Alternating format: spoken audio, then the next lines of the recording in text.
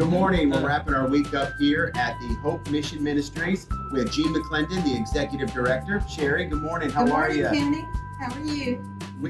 We're actually very honored to be here with Gene this morning. Yes, we are. Until this morning, I had no idea the extent of what Hope Mission Ministries provides to our community. Gene, can you just tell us a little bit about the organization, how it works, and Yes, Kenny, I'd be glad to, and I'd be glad to do it because then I can tell Sherry she owes me. Sounds good. That's right. Maybe break down the different ministries that All you right. do, and then maybe we can talk about some of Very them. good. And then we'll end with maybe what's going on with Thanksgiving and Very Christmas. good. Great. Well, Hope Mission is a multifaceted ministry, and I always start off by telling people why we do the things we do this. And all of my staff, we all believe that we have a social and moral and spiritual mandate from God to address the needs of those in poverty, those who are homeless, and those who are involved in substance abuse. And that's our focus. And all of the things that we do come under one of those umbrellas. So here at the Soup Kitchen, we're 6 days a week that we serve meals. On Saturdays, we have churches and civic and business organizations that come in, fix the meals and serve them. And then our staff does that 5 days a week. And we do about 160 meals on the average on a daily basis. About 40 odd meals of those are homebound meals on wheels that we have drivers that come in and deliver those into our homes. So, and then the largest majority of meals are served are takeout meals where people come in, grab And a I meal. didn't realize Yeah, that. it's just like you would go to the Olive Garden, for example, and you eat and you take it out That's because right. you don't want to leave it. So, an individual that's in need of these services, do they need to sign up? No. Can they just come in and welcome them with open Yeah, arms? they just walk through that door right there, and there'll be a line here at 11 o'clock. And we'll go from the counter to the door, and you get in line, and you go through our counter here, and you will tell those behind the counter, I'd like to have that. And I believe in talking with you that you told me that a person can take out as many as 4 Yes, meals or we do a enough for large 4 takeout. That's right, because pre-pandemic, we'd never done a takeout. Okay. During the pandemic, we closed down everything. We started serving out those windows there to people. What a great And idea. then, so we just kept right on doing the things we were doing, and we discovered how much people liked that. And so we just continued that. And so if an individual comes in, they say, I'd like to have 4 meals, 3 meals, two meals, or whatever, that we fix it, give it to them, and then they're on about their business, whatever. And that is the largest number of meals that are served here in our soup kitchen. The rest of the meals, they come in, they sat down, they eat. Before pre-pandemic, it was the great place for our seniors here in our community, Right. because we live in a very poor community. And so it was a place they gathered to drink coffee in the morning and Okay. talk, and it was kind of like their little huddle And house. that's so important to have that social Yeah, I love to come in and harass them and sit with them and talk with them.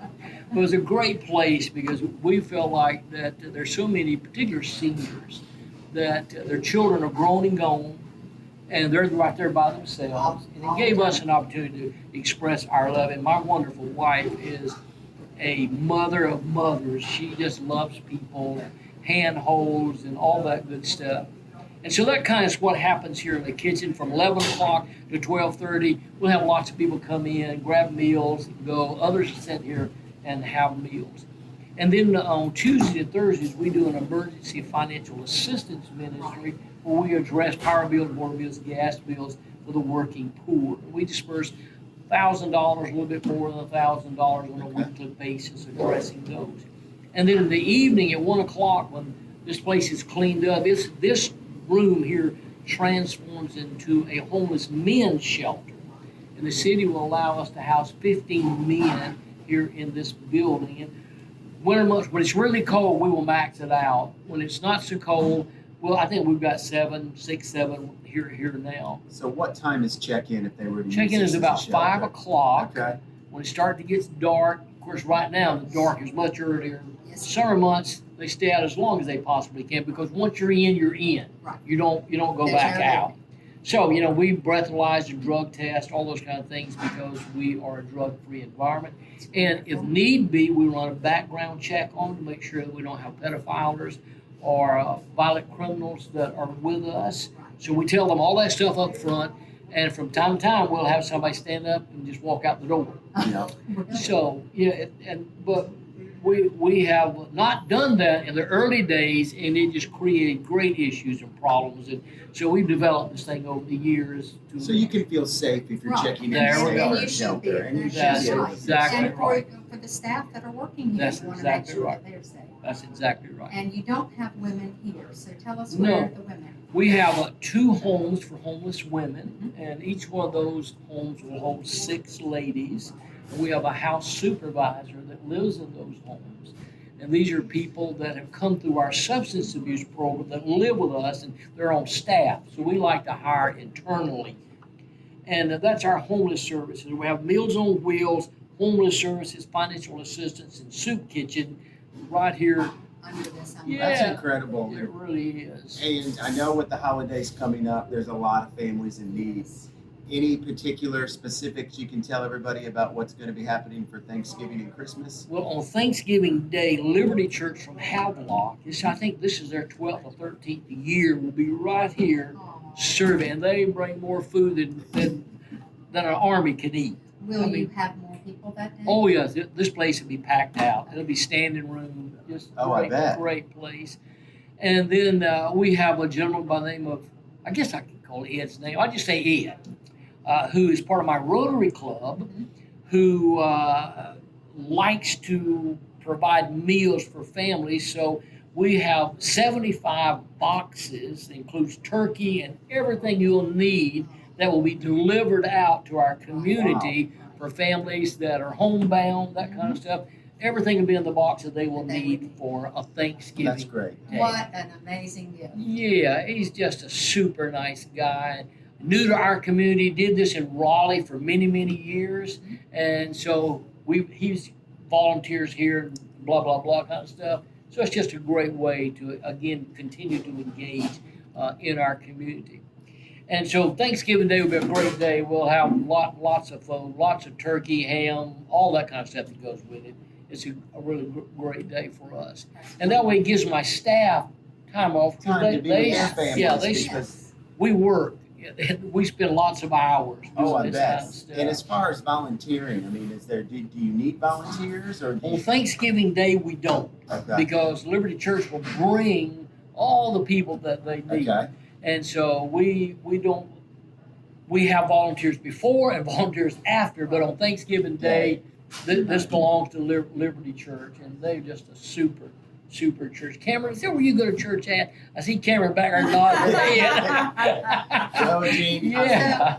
Gene, is there a way that the community can help you? Well, normally the 2 things that we talk to people, and I never talk about money to people. I just have this little aversion of that because I think money follows the heart. So we talk about volunteers, volunteering in all kinds of ways. It might be here prepping in the kitchen. It might be serving meals. It might be sitting out here talking with somebody. It might be delivering Meals on Wheels. It might be working with our homeless folks and teaching all kinds of classes, or our people in our recovery system on what we call the 8 dimensions of wellness, like your finances, how to set up a checking account or savings account, how to balance that kind of stuff, how we engage in our environment. And we've adopted 3 blocks around here that we keep clean around our ministries, and physical things. So we have the sports center, for example, gives us 15 free memberships at the sports center. I mean, you know what? That's a lot of money. That's a lot. It really is, and I is. think it's so important to getting healthy.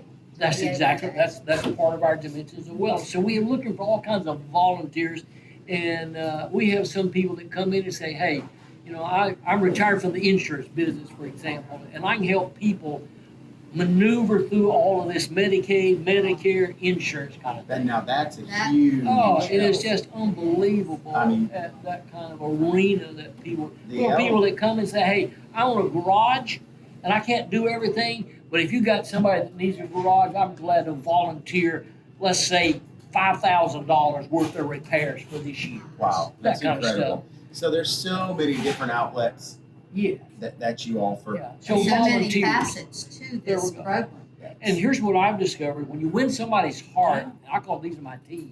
You're going to get their time, you're going to get their talents, you're going to get their treasures too. Because where the heart is where the money's going to go. That's right. And so I don't have to talk to Cameron about giving me money because her heart's going to say, "Well, they're doing a lot of things that I want to be a That I part want of to be that." part of. Yeah. Well, so, we are extremely grateful for everything you do for the Thank you center very much. and for the And for Hope your Mission time Ministries. today. Y'all are cutting me short now, aren't we? We're getting ready to go, aren't we? We'll stay as We'll long stay as as you long want as you to. like. Okay. Folks, we appreciate you joining us today. And if you have any questions of what Hope Mission Ministry offers, how you can volunteer, donate, stop into the center and speak to Gene. He'd be more than happy to explain it to you. Time, talent, and treasure. That's right. That's We'll right. see you guys next time. Have a great Friday. Thank you. Bye.